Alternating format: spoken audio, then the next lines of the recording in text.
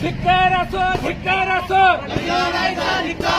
धिक्कार असो, गद्दार परिणिती शिंदेचा धिक्कार असो, धिक्कार असो, धिक्कार असो, शिंदेचा धिक्कार असो, धिक्कार असो. विदर्भामध्ये काँग्रेसनं कसे या सोलापूर जिल्ह्याची नासाडी केली आहे सर्व सांगितलेलं आहे, वरिष्ठांच्या कानावर घातलेलं आहे. या पद्धतीनं सोलापूर जिल्ह्याचं राजकारण कसं या परिणिती शिंदे नावाच्या माणसानं कसं बाद केलेलं या. आता हिला खूप काय बोललं असतं, महिला आहे म्हणून आवर्त घेतो, पण ही लायकीची नाही, यांचं चांगलं नाव घ्यायची ही लायकीची नाही आहे, ही विश्वासघातकी आहे.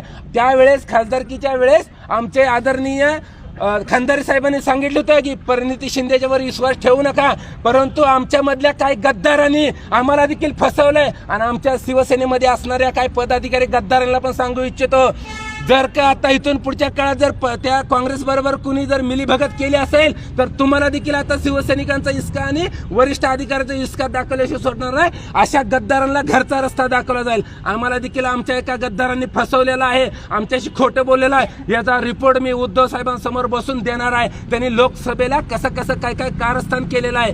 आणि म्हणून परिणिती शिंदे वाटत असेल की सगळी शिवसैनिक आणि पदाधिकारी विकले जातील. अरे शिवसैनिक विकला जाणार नाही, तुमच्यासारख्याला विकत घ्यायला बसलेला आहे. बरोबर आहे.